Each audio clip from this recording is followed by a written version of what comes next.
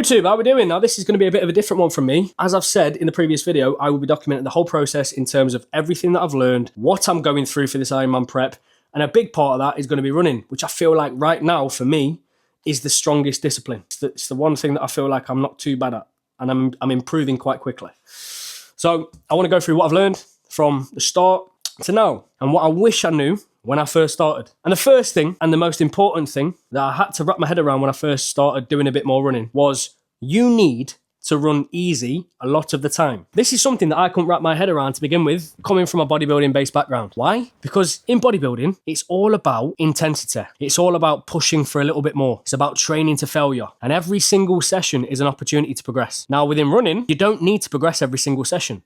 You need to get better at building up an aerobic base, which requires spending time doing easy work, the aerobic work, which is essentially where you're not working within high heart rates, okay? So that's where you've got different zones. You'll hear people talking about zone 2 work. Now, I don't necessarily like zone 2 work because people then get a little bit too caught up in what your heart rate's doing. Now, initially, I was chasing heart rate zones to be within zone 2. And then I realized, wait, my heart rate naturally just is sitting a little bit higher when I get into running because at the moment I'm not used to it and it's not something I am good at yet or efficient at doing. So for me, I had to change the focus from heart rates to perception of the run, in a sense of going from running where I'm breathing quite fast to where I can control my breathing, where I'm able to breathe a lot of the time through my nose. That's where the perception had to change. And also another thing, switching from distances to times. So saying I'm going to run for 30 minutes rather than running for 5K. Reason being, when I was running for 5K and said I'm going to do 5K, 6K, 7K, whatever, if I chose a distance, I would always find myself going down the route of just trying to beat a time or trying to do it in as fast a time as possible, because once I'm done, I can relax and chill. But if I've got to run for 30 minutes, if I've got to run for 45 minutes or 60 minutes, either or, I'm still fucking running no matter the distance that I get to. As long as I get to the time, that's all that matters.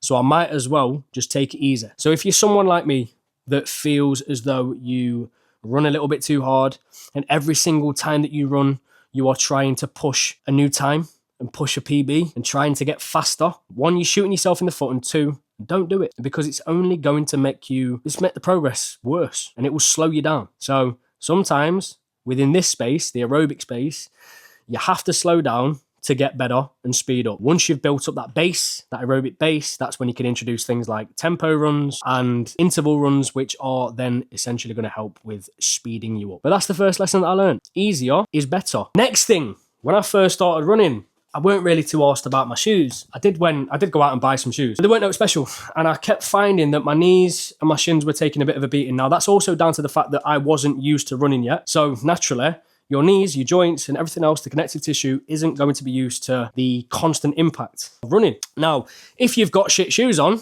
that's going to make things a lot worse. Until I ended up buying these. Bit of a shit colour, but they're very good shoes. This is the A6 Super Blast. Now, when I was doing a bit of research, I initially bought, prior to this, Nike Vomeros, which were good. But then I was doing a bit of research into getting an even better shoe. Something that was going to give me a little bit better support, because I found on my longer distance runs, the Vomeros that I had weren't doing the job. Now, these have been a godsend. The A6 Super Blast 3s. So the one thing that you definitely need to make sure that you put some money into is shoes. Now, there's a website called sportsshoes.com, I think, or sportsshoes.co.uk. Not sponsored.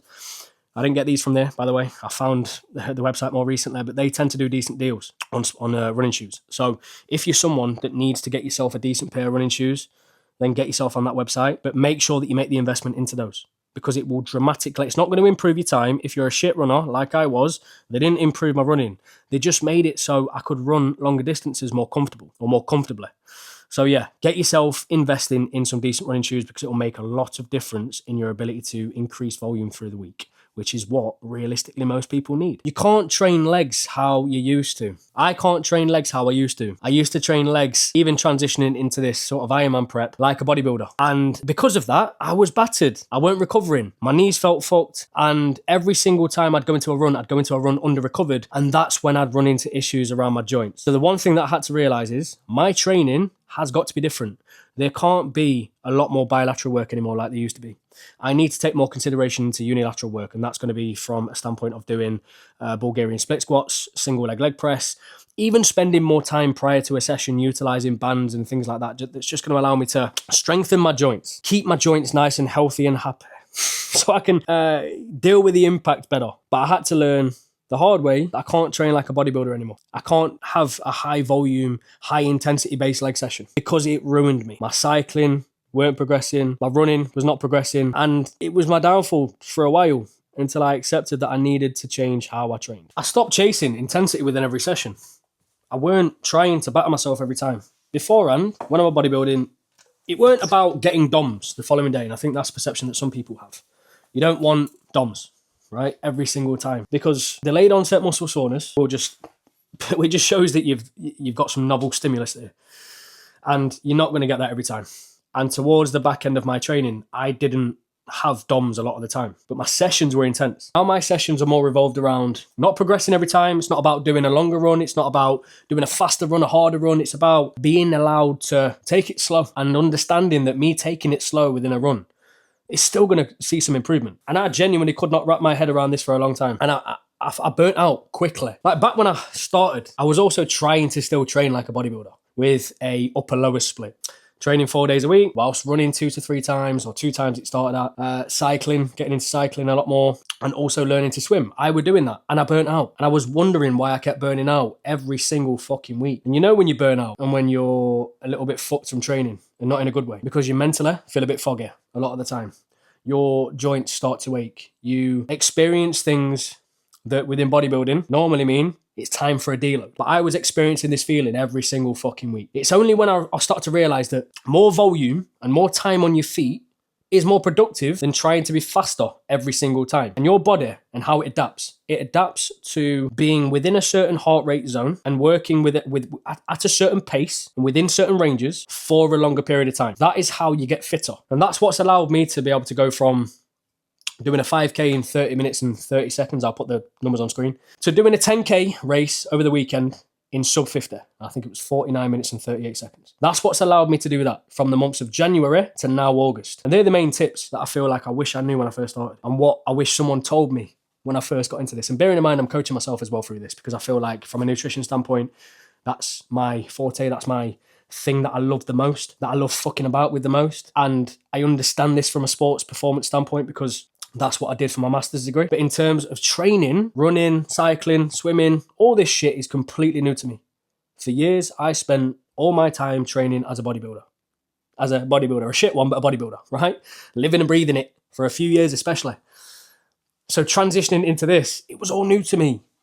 Now I could have got a coach to take away the thinking for training, but what this has allowed me to do, it's allowed me to go out of my way to research what works, and it's allowed me to fail and realize what I need to do rather than kind of overcoming barriers quite quickly, which having a coach can allow you to do that. But I think for myself, I do like to trial and error. I do like to give things a go and see how I can improve and how much I can improve by myself. It's only within bodybuilding where, for me, having a coach allowed me to make sure that I was keeping everything in check from a competitive standpoint. But for this Ironman prep, considering it's next year, and it's either going to be in June or September, my main focus was to learn as much as physically possible. So all I'm doing in my spare time is learning. Every single session that I do is about just trying to figure out what works, what doesn't work. What's the best pre-workout meal for my digestion? What sodium should I have pre-workout? What should I have intra-workout for my runs? What should I take with me? And figuring out what's the best for me. And that is something that I can take on into my own coaching for the people that I work with that are going to be more performance-based. Now, a lot of my coaching clients, people that I work with, are all physique clients. They are fat loss, they are muscle building, they are bodybuilding, they are photo shoot, they are lifestyle. They are people that want to improve the physique and feel better. But I do have a couple of clients that are doing marathons, half marathons. Running seems to be the main one at the moment. And I feel personally, I need to go through everything. I need to go through everything to be able to coach it and coach it well. You can understand the theory. You can understand how it all works from a theoretical standpoint, from a study standpoint, looking at every study and figuring out how it works from just reading data. But it's that first-hand experience that, just like bodybuilding, there's no experience like it. Getting to that level of condition is hard.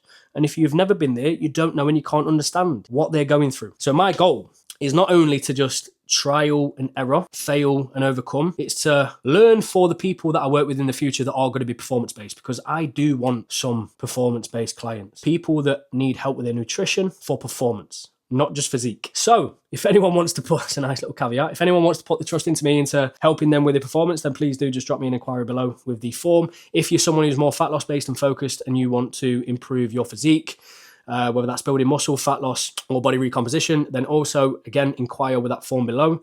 But yeah, hopefully you found this video useful. This is the tips and tricks that I wish I would have known when I first got into running and when I first started prepping for this Ironman 70.3 next year. So yeah, if you like the video, then please do drop it a like, subscribe to the channel if you're new around here, and I will catch you in the next video.